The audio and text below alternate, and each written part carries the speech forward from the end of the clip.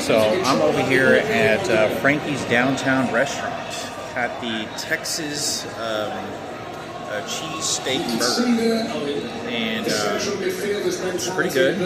Got to try all the burgers, you know, a couple of different ones. But I gotta say, Frankie's favorite was really good. That one that one was really good. But I wanted to talk about something else that was crucially on my mind, very important. When I saw Mike Standish at that, and I'm like bulletproof, like I'm like not bulletproof, I'm a sniper when I say this. It was Mike Standish when I saw him on that soccer field. And you know what he did after, when he saw me from the distance?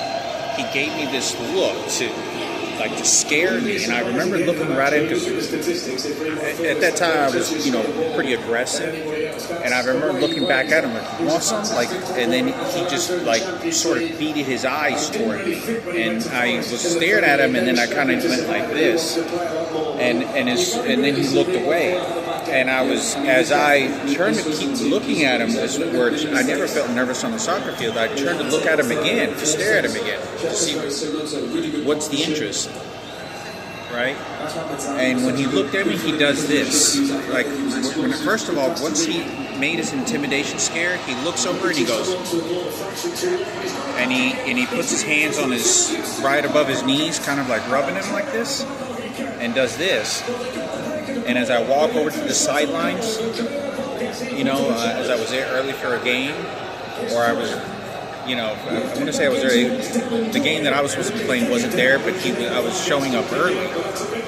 And when I saw him, and he scared me, he looked and nodded his head, right? But I made this on my other video. But I look back like, what the fuck? Like, you know, does he want some of me or some shit? And when I look at him, I can look in his eyes, and he just starts doing this, and he knows that I'm looking at him, and he does this. He goes,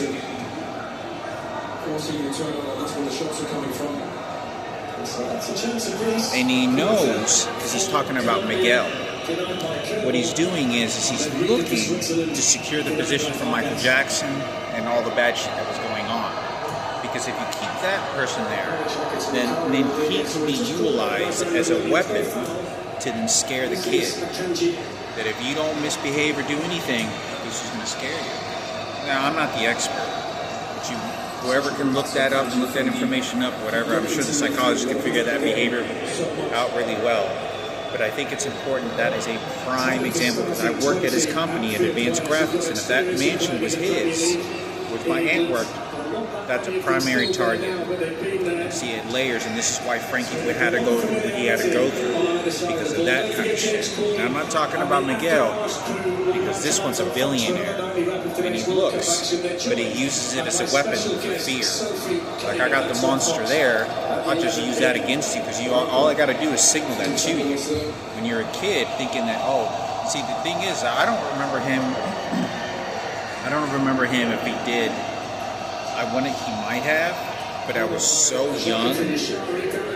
But not everybody knew the details. They knew they got Frankie. They knew that they had Frankie. But they didn't know the details, because usually the gossip will be, oh, he possibly raped Hector, he possibly raped him. So you can utilize that as a weapon for fear and installments, you know, for various different types of things. But that's how nasty and crazy it is. I worked for this guy, and this is where I was getting all these tickets. I worked for this guy. He used it as a weapon. He knows. This person knows better. This one is after Michael Jackson. This one was after all the money. So anyway, I'm not the expert, you know, to whatever it is, whoever did ever what, right? So anyway, I thought I'd make a video on that.